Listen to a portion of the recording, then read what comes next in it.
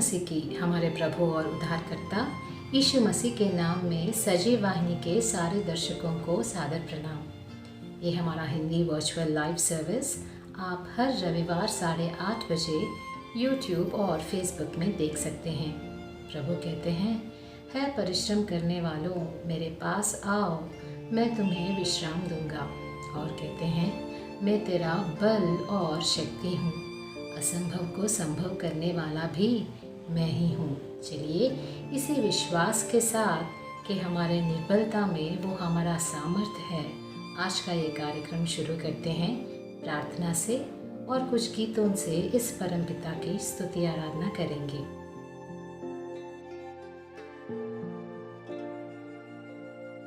आप सबको प्रभु यीशु मसीह के नाम में जय मसीह की। और आज के लिए परमेश्वर का धन्यवाद है। परमेश्वर ने हमें एक बार फिर से यह अवसर दिया कि हम एक बार फिर से परमेश्वर के वचन पर मनन कर सके। मैं आशा करता हूं कि आप सब लोग ठीक होंगे, प्रभु के अनुग्रह में होंगे और परमेश्वर की आशीषों का अपने जीवन में आनंद ले रहे होंगे। इससे पहले कि हम आज के वचन में जाएं, मनन करें परमेश्वर के वचन पर, आइए हम मिलकर प्रार्थना करेंगे। अपने सिरों को झुकाएंगे, अपनी आंखों को बंद करेंगे और परमेश्वर के सामने हम प्रार्थना करेंगे। हमारे प्रेमी स्वर्गीय पिता, प्रभु हम आपको धन्यवाद देते हैं आज के इस दिन के लिए, सुंदर समय के लिए जो प्रभु आपने हमें दिया है। हम आपके नाम की महिमा करते हैं पिता परमेश्वर। धन्यवाद, अब तक आपने प्रभु हमें संभाल कर रखा, अपनी दया कृपा और अनुग्रह में बनाए रखा। प्रेमी परमेश्वर, हम आपके आभारी हैं, आपको धन्यवाद देते हैं प्रभु। हमारे परिवारजनों पर, हमारे परिवारों पर, कार्यों पर प्रभु जी महान परमेश्वर, हमारे बाहर अंदर आने जाने में सब जगह पर प्रभु आपने अपने अनुग्रह को बनाए रखा, हमारी सुरक्षा की। और प्रभु महान परमेश्वर, आपकी आशीषों के लिए धन्यवाद करते हैं प्रभु। हम उन लोगों से अच्छे नहीं हैं जो आज अस्पतालों में प्रभु जिंदगी से, मौत से जूझ रहे प्रभु महान परमेश्वर पिता, दुखों से परेशान हैं प्यारे परमेश्वर, निजी जीवन में बहुत सी परेशानियों का अनुभव कर रहे हैं पिता परमेश्वर। लेकिन प्रभु आप हम पर अपने अनुग्रह को बनाए रखते हैं। परेशानियां आती हैं, मुश्किलें आती हैं, लेकिन आप उनका सामना करने का बल हमें देते हैं पिता। और प्रभु सबसे बड़ी बात यही है प्रभु कि महान परमेश्वर आप हमारी दुखों परेशानियों में हमें साहस दें, हमारे साथ रहें और प्रभु तब उनको झेलना, उनका सामना करना प्रभु हमारे लिए आसान होता है। इसलिए पिता परमेश्वर आपके सामने प्रार्थना करते, आपकी उपस्थिति सदैव हमारे संग बनी रहे प्रभु। अच्छे बुरे समय, हर समय में परमेश्वर पिता आपका प्रभु आत्मा हमें संभाले और पिता परमेश्वर मार्ग दिखाए। आज के वचन पर मनन करने के लिए जा रहे प्रभु, आप मदद और सहायता करें प्रभु, अपने वचनों के द्वारा बात करें परमेश्वर पिता। दास कमजोर है प्रभु, निर्बल है पिता परमेश्वर, लेकिन आप सामर्थी परमेश्वर हैं। अपने बच्चों से प्रभु अपने आत्मा के द्वारा बात करें प्रेमी परमेश्वर। हमारे हृदय आपके वचन को सुनकर तृप्त हों, नया बल पाएं। सब बातों में प्रभु आप हमारी मदद और सहायता करें पिता परमेश्वर। हम बाकी के समय को आपके अधीन करते हैं, आपके नाम की महिमा करते हैं। प्रार्थना विनती हमारे उद्धारकर्ता प्रभु यीशु मसीह के नाम से मांगते हैं, आमीन।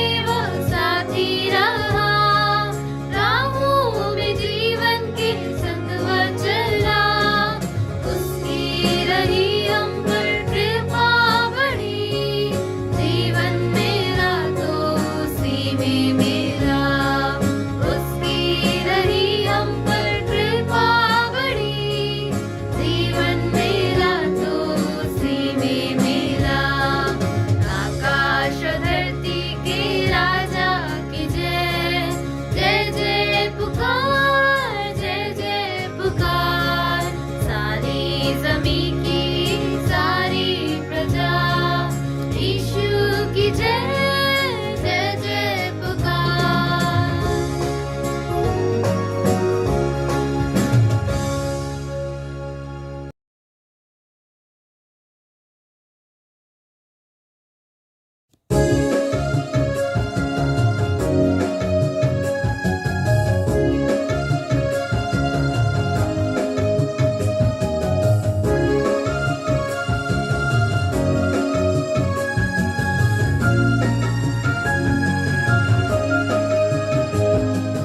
वंदे प्रभु वंदे मसीह। शत शत वंदना वंदे प्रभु वंदे प्रभु वंदे मसीह। शत शत वंदना वंदे प्रभु। इस शुभ दिन हम अपने को चरणों में तेरे लाते हैं। इस शुभ दिन हम अपने को चरणों में तेरे लाते हैं। इस शुभ घड़ी दोहराते हैं तेरे ही मधुर वचन को। इस शुभ घड़ी दोहराते हैं तेरे ही मधुर वचन को। वंदे प्रभु वंदे मसीह।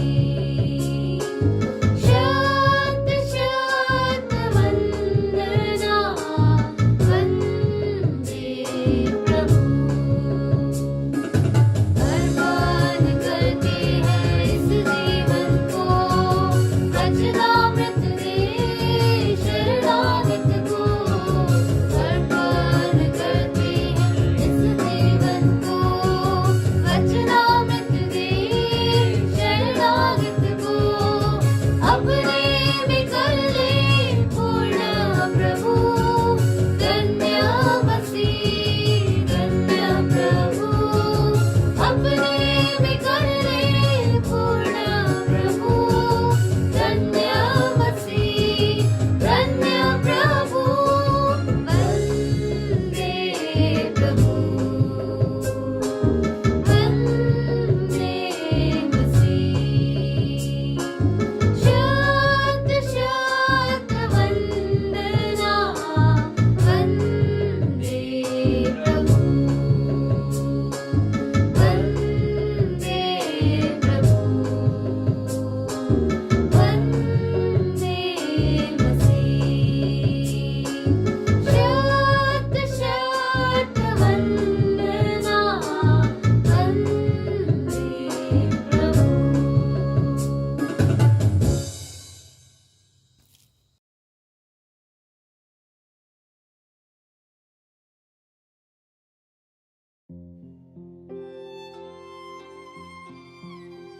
समय है प्रभु संदेश का।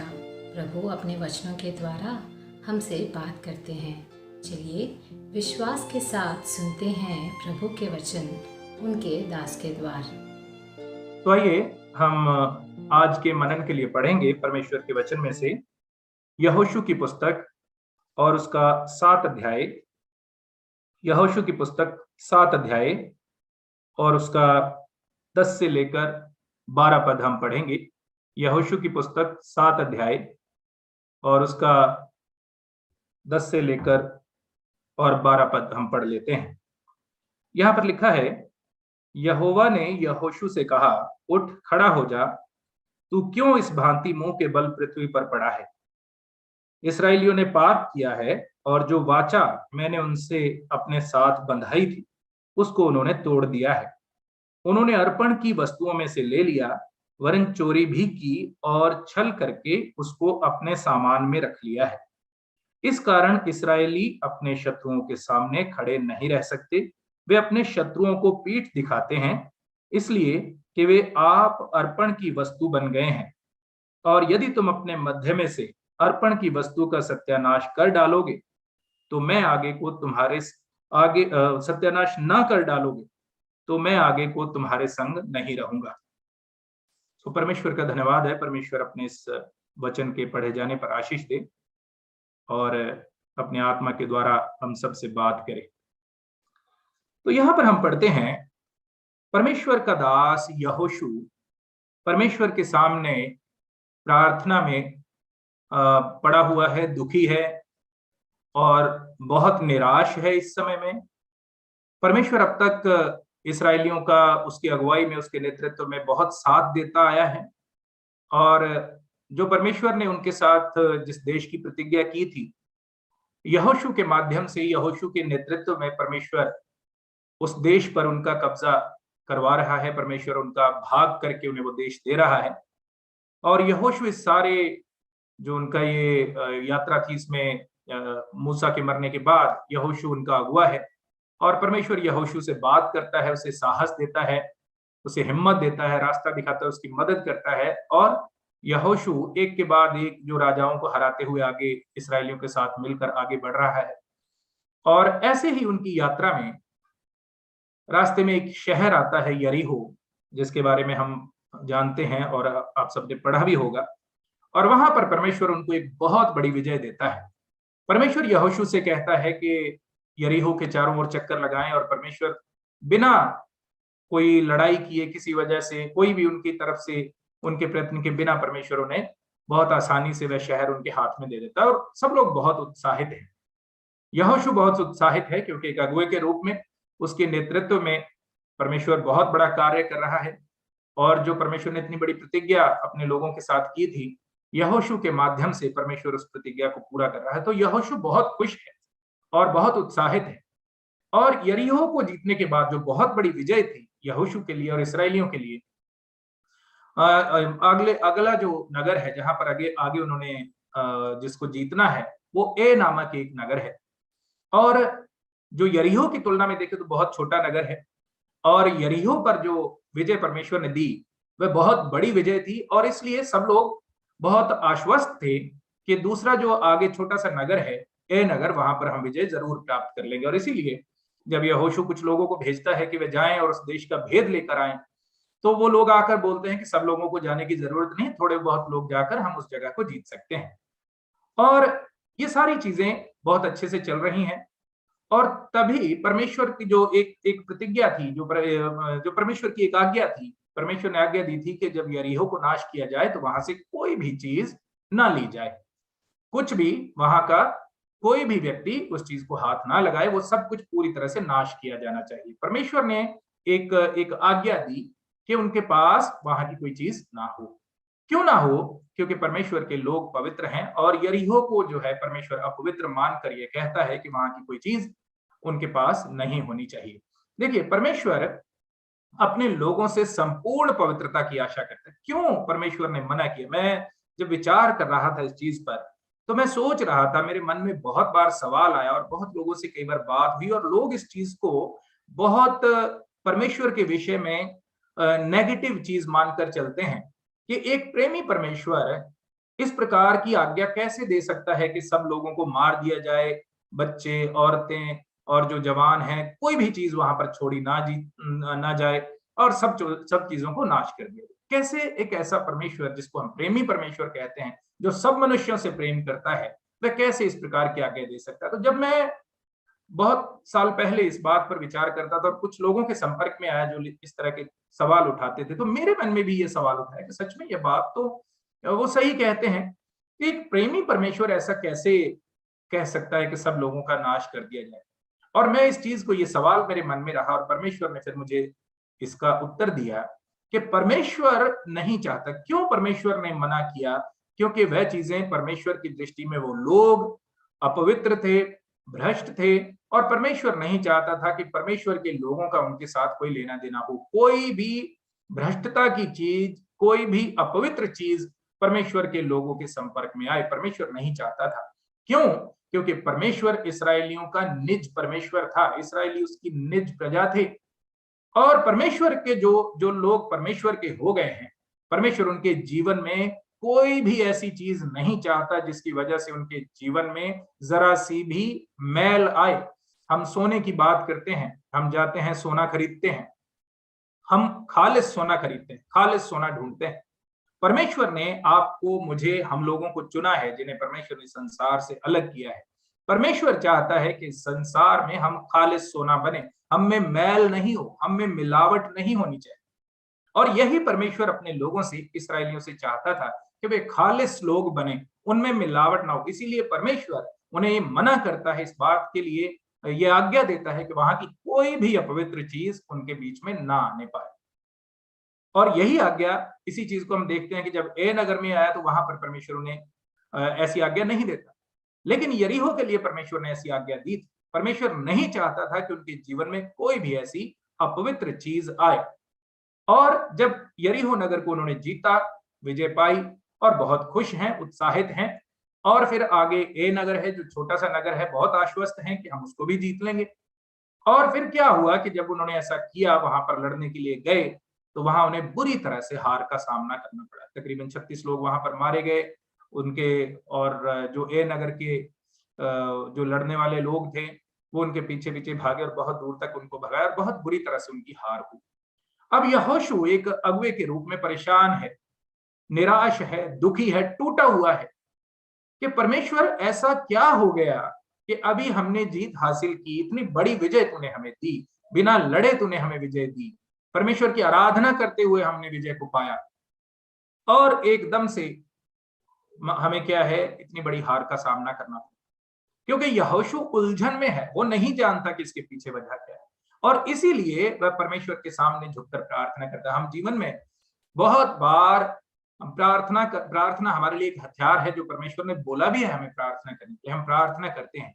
लेकिन बहुत बार अगर हम प्रैक्टिकली सोचें तो हम अपने जीवन में उस चीज पर गौर करने की इच्छा नहीं रखते या नहीं करते कि जिस चीज के लिए हम प्रार्थना कर रहे हैं उसके पीछे कोई मसला है, कोई बीमारी है, कोई दुख है, कोई पैसे की तंगी है, गरीबी है, कुछ भी है, कोई भी संघर्ष है जीवन में, उसके पीछे कोई ना कोई वजह होती है।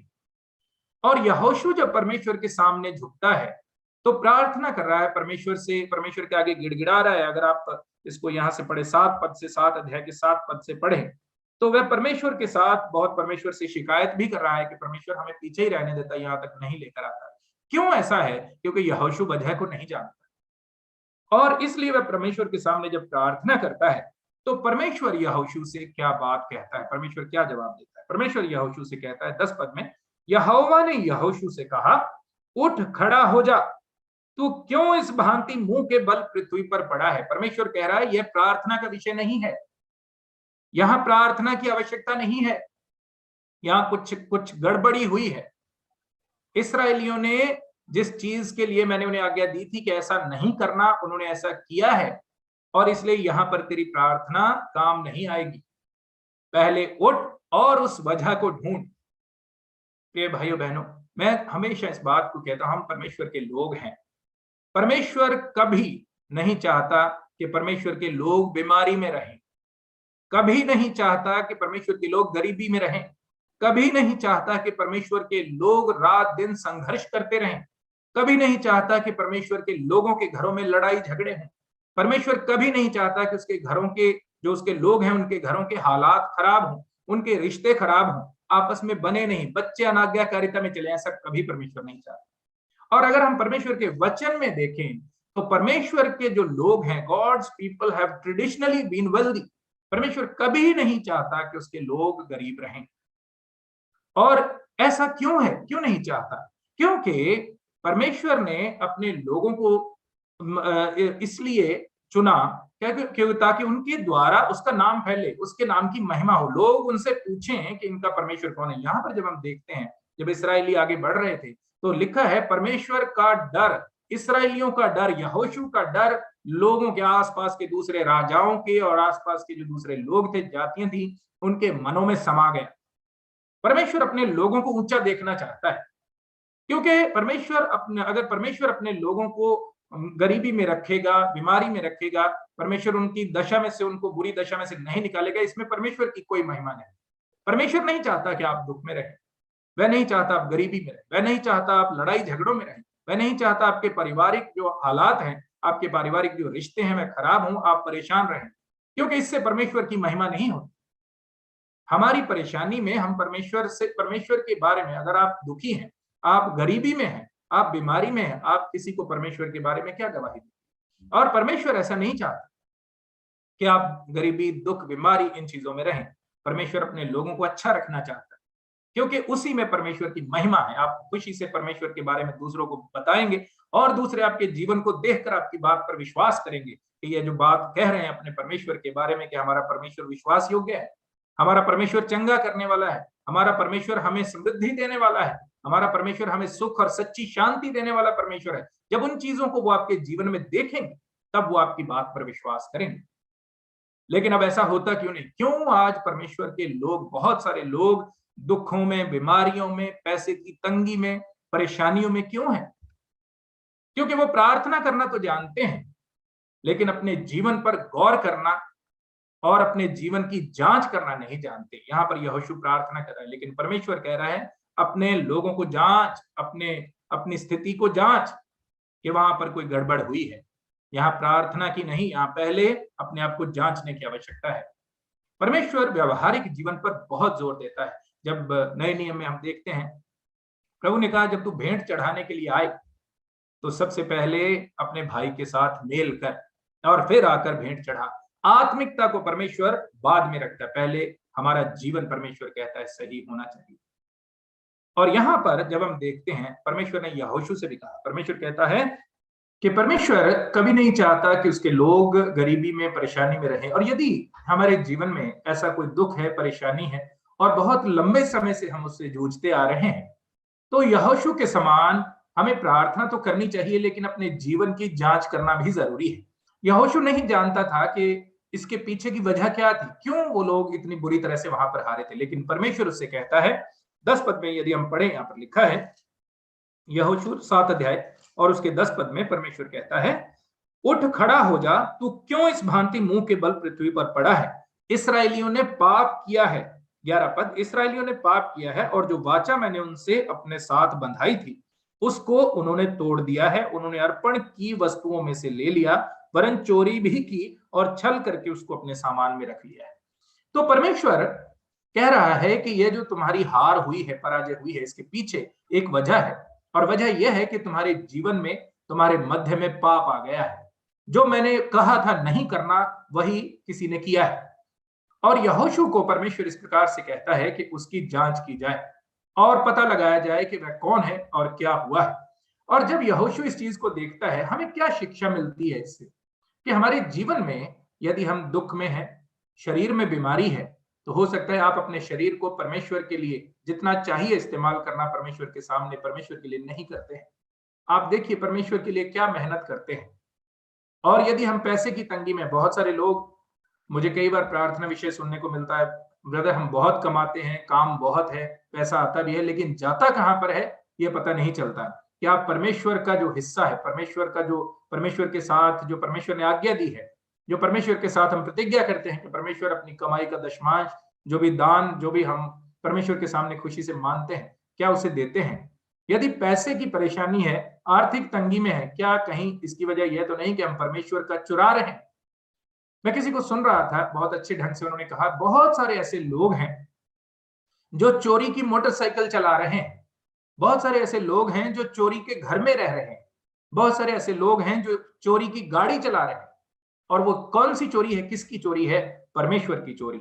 जो परमेश्वर को देना था वो नहीं दिया, उसको चुराकर परमेश्वर के हिस्से का रखकर हम उसकी गाड़ी खरीद रहे हैं, हम उसका घर खरीद रहे हैं। उस पैसे से हम अपने बच्चों के लिए खुशी ढूंढने की कोशिश करते हैं, अपने बच्चों के लिए उनकी पढ़ाई, उनको आगे बढ़ाने की कोशिश करते हैं। वो चोरी करके, परमेश्वर की चोरी करके हम उस चीज को अपने लिए, उस पैसे को इस्तेमाल करते हैं। तो यदि आपके जीवन में आर्थिक तंगी है, तो कहीं इसके पीछे यह वजह तो नहीं कि आप परमेश्वर के साथ, जो आपकी प्रतिज्ञा है, जो परमेश्वर ने एक आज्ञा दी है कि हमें उसके, अपनी कमाई में से, अपना जो भी परमेश्वर हमें देता है उसका दशमांश उसे देना है, क्या हम उसको चोरी तो नहीं कर रहे हैं?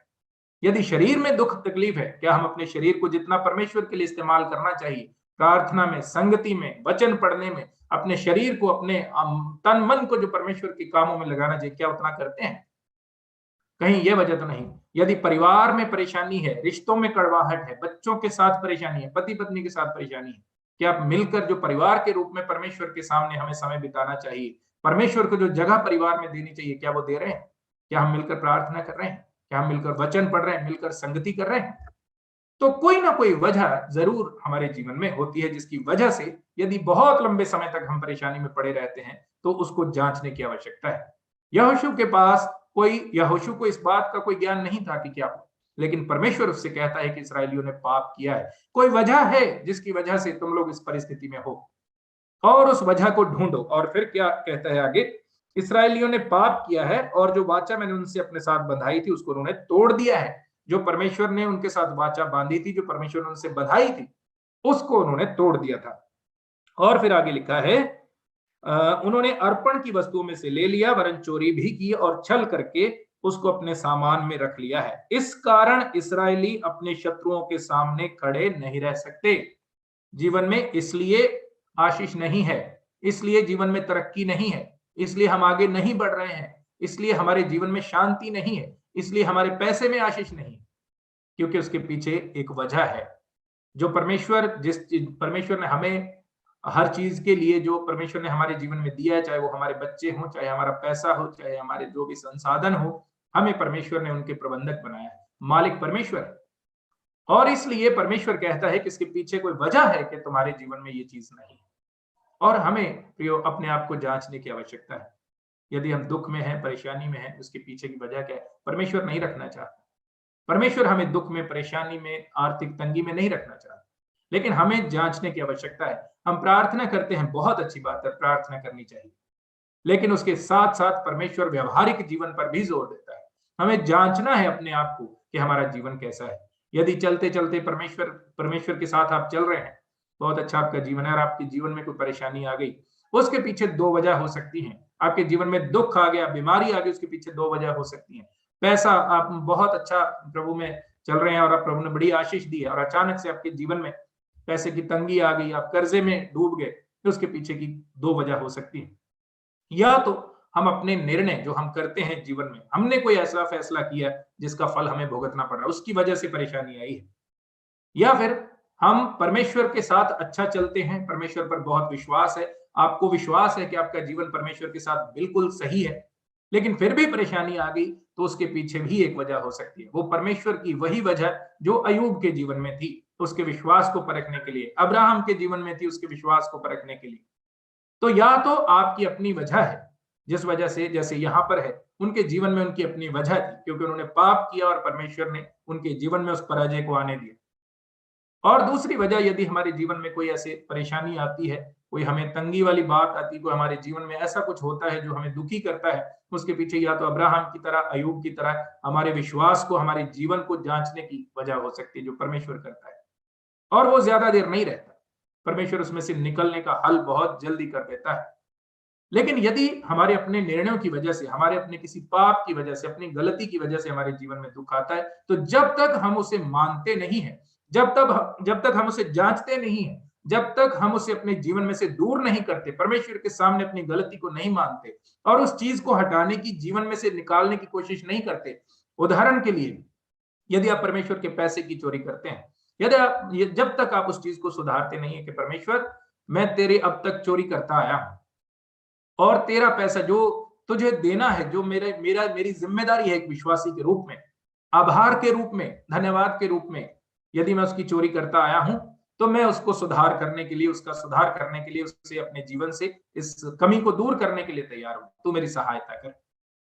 परमेश्वर से पूछें, परमेश्वर आपको बताएगा कि इसकी वजह क्या है। यदि बीमारी है, इसकी वजह क्या है? यदि आर्थिक तंगी है, इसकी वजह क्या है? यदि परिवार में शांति नहीं है, इसकी वजह क्या है? पूछें, जांचें अपने जीवन को, और फिर उस चीज को परमेश्वर के सामने माने और अपने जीवन से दूर करने के लिए, उस चीज को हटाने के लिए कदम उठाएं, कोशिश करें, और परमेश्वर आपके जीवन में आशीष को लेकर आए। तो यहोशू को परमेश्वर ने जब ये कहा और यहोशू ने इस चीज की जांच की, तो आकान का परिवार वहां पर जो पापी था वो निकला, और उन्होंने क्या किया था? थोड़े से लालच के लिए एक उनको वस्त्र पसंद आया जो उन्होंने वहां से ले लिया, और चांदी थोड़ी सी उन्होंने ले ली जो तकरीबन 2 किलो के आसपास चांदी थी, और फिर एक थोड़ा सा सोना उन्होंने उठा लिया जो आधा किलो के आसपास सोना था, और वो उन्होंने लेकर आकान ने क्या किया, अपने घर की चीजों में छिपा दिया जहां पर किसी को पता ना चले। और उसने सोचा किसी को पता नहीं चलेगा, लेकिन उसकी एक गलती की वजह से पूरे इसराइलियों पर वो श्राप आया। वो मुसीबत सारे इसराइलियों को झेलनी पड़ी। जो खुशी थी उनकी विजय की यरीहो पर, वो एक पल में वो गायब हो गई, और वहां पर मातम का माहौल था। जो लोग मारे गए उनके परिवारों में, इसराइलियों के लिए, यहोशू के लिए एक अगुवे के रूप में वो दुख का समय था। तो यहां पर हमें क्या शिक्षा मिलती है कि यदि परमेश्वर में चल रहे हैं और फिर भी दुखी हैं, यदि परमेश्वर पर बड़ा विश्वास, हम कहते हैं कि हम परमेश्वर पर बहुत विश्वास करते हैं और फिर भी जीवन में परेशानियां हैं, और परेशानियां ऐसे नहीं है कि आई और चली गई, लंबे समय से आप परेशानियों में, लंबे समय से आप दुख में हैं, तो अपने जीवन को जांचने की आवश्यकता। आपकी प्रार्थना अच्छी है, आपका संगति करना अच्छा है, सब कुछ अच्छा है, लेकिन व्यवहारिक रीति से अपने जीवन पर जांच करें, अपने जीवन को जांचें, अपने जीवन पर दृष्टि करें। कई बार हम बड़ी बड़ी चीजों की परवाह करते हैं कि हम तो दूसरी जगह पर जाकर माथा नहीं टेकते, कहीं से प्रसाद नहीं लेते, हम तो बहुत परमेश्वर के पीछे चलते हैं, लेकिन छोटी छोटी बातों में हम इग्नोर कर देते हैं, अनदेखा कर देते हैं। वो बातें भी परमेश्वर की दृष्टि में उतना ही बड़ा पाप है। आपका बच्चा स्कूल से कोई पेंसिल लेकर आ गया, आपको ध्यान है कि वो किसकी पेंसिल है, उसकी है, किसी की, कोई बड़ी बात नहीं है, लेकिन एक विश्वासी के रूप में हम इस चीज को बहुत हमें गंभीरता से लेना है। किसी का पैसा देना है, आपके पास है लेकिन आप देना नहीं चाहते, आपके पैसे में कैसे आशीष होगी? और परमेश्वर इन चीजों को बहुत गंभीरता के साथ लेता है, हमारे व्यवहारिक जीवन को। तो यहां पर व्यवहारिक दृष्टि से जब हम देखते हैं, परमेश्वर कहता है पहले अपने बीच में से, अपने जीवन में से उस पाप की चीज को दूर करो, वो चीज जो तुम्हें खालिस बनने से रोक रही है, जो तुम्हें पवित्र बनने से, अति पवित्र बनने से रोक रही है। परमेश्वर का वचन कहता है, परमेश्वर कहता है तुम पवित्र बनो जैसे तुम्हारा बुलाने वाला पवित्र है, जैसे मैं पवित्र हूं। तो परमेश्वर चाहता है उसके लोग पवित्र, उनके जीवन में मिलावट नहीं होनी चाहिए। चलते चलते जब उनके जीवन में यह मिलावट हुई आकान के द्वारा, तो उनके जीवन में वो नाश आया, वो परेशानी आई, वो श्राप उनके जीवन में आया और उन्हें पराजय देखनी पड़ी। और हमारे जीवन में हमारे लिए यह शिक्षा है कि हम अपने जीवन की जांच करें। बड़ी बड़ी बातों में हम परमेश्वर की आज्ञा को मानते हैं, लेकिन सब बातों में हमें परमेश्वर की आज्ञा को मानना है, तब आपके जीवन में आशीष होगी। यदि आप प्रार्थना नहीं करते हैं, परमेश्वर के सामने नहीं झुकते हैं, संगति का समय है लेकिन आप अपने आराम को पहल देते। मैं कई बार अपनी संगति में, अपनी कलीसिया में इस बात का प्रचार करता हूं, बहुत सारे लोगों के लिए इतवार की संगति से बढ़कर उनके गंदे घर के गंदे कपड़े उनके लिए ज्यादा जरूरी है। उस दिन उनके पास समय है। हमें तो, मुझे बहुत बार, कई बार ये सुनने को मिला है, जब हम पूछते हैं कि आप क्यों नहीं आए, उस दिन समय नहीं था जी। कोई बहनें हैं जो नौकरी भी करती हैं, साथ में पति भी काम करते हैं, तो इतवार का दिन था जी, सारे हफ्ते के गंदे कपड़े थे वो हमने निकाले और उनको धोए। घर की सफाई नहीं हुई थी बड़े दिनों से, वो हमें इतवार को समय मिला, हमने किया। तो परमेश्वर से ज्यादा जरूरी जब आपके लिए आपके घर की गंदगी है, तो आप आशीष कहां से ढूंढ रहे हैं? तो ये चीजें, ये कमियां जो हैं, जो हमारे लिए बहुत कैजुअल चीजें बन गई हैं, उन्हें अपने जीवन से हटाकर जब हम दूर करेंगे, उन्हें पहचानेंगे, जांच करेंगे कि कौन सी बात हमारे जीवन में है। क्योंकि परमेश्वर तो मुझे इस स्थिति में नहीं रखना चाहता, परमेश्वर मुझे बीमारी में नहीं रखना चाहता, परमेश्वर मुझे आर्थिक तंगी में नहीं रखना चाहता, परमेश्वर मेरे जीवन में अशांति, मेरे घर में अशांति, मेरे कार्य के स्थान में अशांति नहीं रखना चाहता। तो फिर क्या वजह है? परमेश्वर अपने लोगों को खुश देखना चाहता है, समृद्ध देखना चाहता है, और इसलिए हमें अपने जीवन को जांचने की आवश्यकता है। तो जब यहोशू को बोला, यहोशू ने इस चीज की जांच की और पता चला कि आकान ने वहां पर पाप किया और उसकी वजह से सब पर मुसीबत आई है, तो आकान को ले जाकर उन्होंने पथराव किया और उसको पूरे, उसके घर के लोगों समेत और जो कुछ भी उसका था, उस सब पर पत्थर का ढेर लगा दिया, उनको मार डाला, नाश किया अपने भीतर से। परमेश्वर ने कहा जब तक ये तुम्हारे मध्य में से दूर नहीं होगा, तब तक तुम लोगों को विजय नहीं मिलेगी, तब तक तुम्हें आशीष नहीं मिलेगी, जब तक तुम अपने जीवन में से ये चीजें दूर नहीं करते। तो आप अपने जीवन को, मुझे अपने जीवन को जांचने की आवश्यकता है कि इतने सृष्टिकर्ता परमेश्वर, कितने बड़े और विशाल परमेश्वर को मानते हुए कौन सा ऐसा मसला है, मेरी कौन सी बीमारी है, कौन सी मेरी ऐसी परेशानी है जिसका हल परमेश्वर के पास नहीं है। उसके पास हर चीज का हल। दो चीजें हैं, या तो आप झूठे हैं या परमेश्वर झूठा है। और परमेश्वर, जब भी हम जांचे जाएंगे तो हम पाए जाएंगे, कमी हमारे जीवन में पाई जाएगी, हमारे जीवन में से गलती निकलेगी जैसे उनके जीवन में से निकली। और जब उन्होंने अपने जीवन में से उस चीज को दूर किया, परमेश्वर ने उन्हें आशीष दी, परमेश्वर ने उन्हें वहीं पर विजय दी। तो प्रियो, आप और मैं विश्वासी होते हुए निरंतर अपने जीवन की जांच करते रहे, सिर्फ एक बार नहीं, निरंतर लगातार अपने जीवन को जांचते रहें। यहोशू प्रार्थना कर रहा है, लेकिन परमेश्वर कहता है खड़ा हो जाए। प्रार्थना, यहाँ पर प्रार्थना की आवश्यकता नहीं, यहाँ पर देखने की, जांचने की आवश्यकता है कि तुम्हारे मध्य में कौन सी चीज है, तुम्हारे जीवन में ऐसी कौन सी मिलावट आ गई है जिसकी वजह से तुम्हारे जीवन में पराजय है, जिसकी वजह से तुम्हारे जीवन में दुख है, तुम्हारे जीवन में अशांति है, तुम्हारे घर में अशांति है। और इसलिए प्रियो, हमें जांचने की आवश्यकता है। हमारा परमेश्वर, उसने हमें खुश रखने के लिए चुना है, हमें समृद्धि देने के लिए चुना है, दूसरों से ऊंचा, हमारे सिर को ऊंचा करने के लिए चुना है, समाज में हमें आदर इज्जत के लिए चुना है।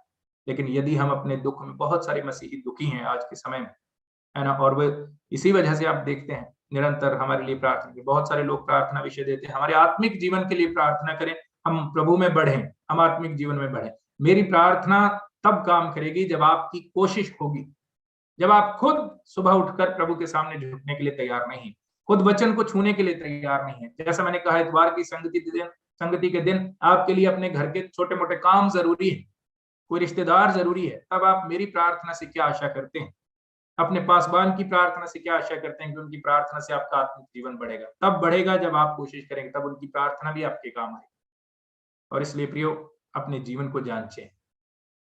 आज तक यदि आप दूसरों को प्रार्थना करने के लिए कहते हैं, मेरी बीमारी के लिए प्रार्थना करें, मेरी गरीबी के लिए प्रार्थना करें, मेरे घर में शांति आए इसके लिए प्रार्थना करें, मेरे पति का जीवन बदले, मेरी पत्नी का जीवन बदले, मेरे बच्चों का जीवन बदले, इसके लिए प्रार्थना करें। आपने प्रार्थना करने के लिए दूसरों को कहने से पहले क्या कदम उठाएं उस चीज को सुधारने के लिए, उस वजह को अपने बीच में से दूर करने के लिए। परमेश्वर यहाँ पर कहता है तुम्हें करना है, उठो, जांचो, तुम्हें करना है, ढूंढो किसने किया है, और उस पाप को अपने मध्य में से दूर करो, उस मिलावट को। तुम पवित्र लोग हो, तुम्हारे जीवन में मिलावट नहीं चाहिए, और वो चीज जिसने तुम्हारे जीवन में मिलावट की है, ढूंढो, जांचो अपने जीवन को, अपने लोगों को जांचो, और उस चीज को अपने बीच में से दूर करो, तब विजय मिलेगी। परमेश्वर आज हमसे यही कह रहा है, अपने जीवन को जांचो, परखो, और जो गलत चीज है, जो मिलावट की चीज है, जो मैं नहीं चाहता तुम्हारे जीवन में हो, उसे अपने जीवन में से दूर करो, तब मैं तुम्हारे जीवन में आशीष दूंगा, तब मैं तुम्हारे मध्य में से बीमारी दूर करूंगा, तब मैं तुम्हारे जीवन में से अशांति दूर करूंगा, तब तुम्हारे घर में शांति होगी, तुम्हारे काम में आशीष होगी। और परमेश्वर अपने वायदे का सच्चा परमेश्वर है, अपनी प्रतिज्ञा को पूरा करने वाला परमेश्वर। तो प्रियो, हम अपने आप को जांचे, और परमेश्वर क्षमा करने वाला परमेश्वर है।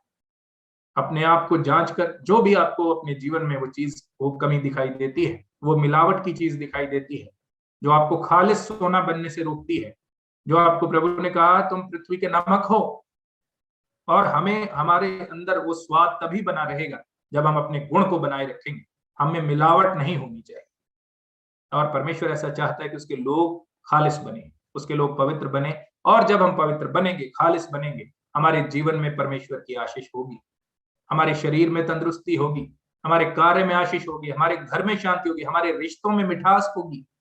और जब ऐसा होगा, सब चीजें अच्छी होंगी, तो हमारे जीवन से परमेश्वर के नाम को महिमा मिलेगी। लोग देखेंगे, पूछेंगे आपसे, और आप बताएंगे कि हमारा परमेश्वर जिसे हम मानते हैं, जिसके पीछे हम चलते हैं, जिस पर हम विश्वास करते हैं, वह हमारे जीवन में ऐसी शांति, खुशी और आनंद को देता है, ऐसी आशीषें वह हमारे जीवन में देता है। और तब परमेश्वर का नाम फैलेगा, परमेश्वर के नाम की महिमा होगी।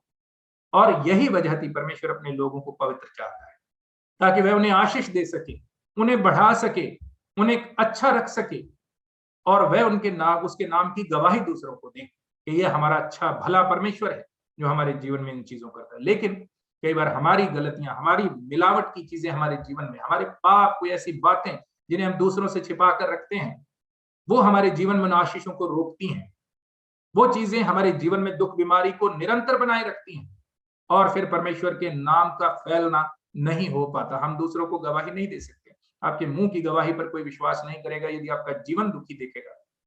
आपके घर में लड़ाई झगड़ा, आपके घर में अशांति, आपके जीवन में तंगी, गरीबी को देखेगा, तो आपकी बातों पर कोई विश्वास नहीं करेगा। हमें अपने जीवन में परमेश्वर की आशीषों को लाना है ना। परमेश्वर का दास पौलुस कहता है, हम परमेश्वर की जीवित चिट्ठियां हैं, पत्र हैं, परमेश्वर चलते फिरते हुए हमारे जीवन से पढ़ पाए, हमारी आशीषों को देखकर परमेश्वर को पढ़ें कि इनके जीवन में परमेश्वर है, इनके जीवन में कुछ अलग है। लेकिन हम रुकावट ना बने, हम रुकावट ना बने उसकी आशीषों में, हम रुकावट ना बने उसकी चंगाई में। वो आपको देना चाहता है, लेकिन आप अपने जीवन में देखें कि अब तक क्यों नहीं आए। कौन सी ऐसी चीज है जो मैंने थाम कर रखी, जो परमेश्वर को पसंद नहीं। और जब उन्होंने अपने जीवन में से वो चीज दूर की, आकान का परिवार अपने बीच में से मिटा दिया और वो पाप की चीज उन्होंने निकाली और उसे अपने मध्य में से दूर किया, तब परमेश्वर ने उन्हें ए नगर पर विजय दी। परमेश्वर आपको भी विजय देगा, आपकी परिस्थितियों पर विजय देगा, आपके दुख पर विजय देगा, आपकी बीमारी पर विजय देगा, आपकी गरीबी पर विजय देगा, हर चीज पर विजय देगा, क्योंकि इसी में उसकी महिमा है। आइए हम प्रार्थना करें। प्रभु जी, हम आपको धन्यवाद देते हैं आज के इस दिन के लिए, सुंदर समय के लिए जो आपने हमें दिया। आपके वचन में से हम एक बहुत ही महत्वपूर्ण बात को देख पाए कि आप अपने लोगों को बढ़ाना चाहते हैं, उन्हें आशीष देना चाहते हैं। कई बार हम स्वयं प्रभु उस आशीष के रास्ते में रुकावट बने रहते हैं।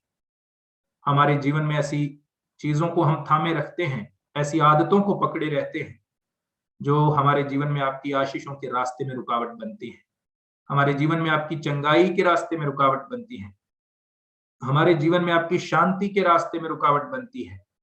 पिता परमेश्वर, आप हमारी सहायता करें, हम अपने जीवन को जांच सकें, अपने जीवन को परख सकें और आपका आत्मा हमें दिखाए कि कौन सी वो चीज है जो हमारे जीवन में मिलावट कर रही है, जो हमें खालिस सोना बनने से रोक रही है। और पिता परमेश्वर, आप अपने आत्मा की सहायता हमें प्रदान करें कि हम प्रभु से अपने मध्य में से दूर करने के लिए उस चीज को, उस मिलावट की चीज को, उस पाप को, उस गंदगी को प्रभु अपने जीवन से दूर करने के लिए कदम उठा सकें। और प्रभु हम विजयी हों, और जब वो चीजें प्रभु हमारे मध्य में से हट जाएं, आपकी आशीष हमारे जीवनों में आए, आपकी चंगाई हमारे जीवनों में आए, आपकी खुशी, आनंद, समृद्धि हमारे जीवनों में आए, क्योंकि पिता परमेश्वर इसी से आपकी महिमा है। हम आपके नाम को ऊंचा करते हैं। धन्यवाद आज के वचन के लिए पिता परमेश्वर, आपने हमसे बात की, हम आपके आभारी हैं। दया करें प्रभु, आपका यह वचन हमारे हृदयों में बना रहे और यह हमारे जीवन का प्रभु जीवन शैली बन जाए कि हम निरंतर अपने आप को जांचने वाले लोग हों, ताकि पिता परमेश्वर हमारे जीवन में आपकी आशीष बने। हम आपके नाम की महिमा करते हैं प्रभु यीशु मसीह के नाम से प्रार्थना करते हैं, आमीन। प्रभु आप सबको आशीष दे।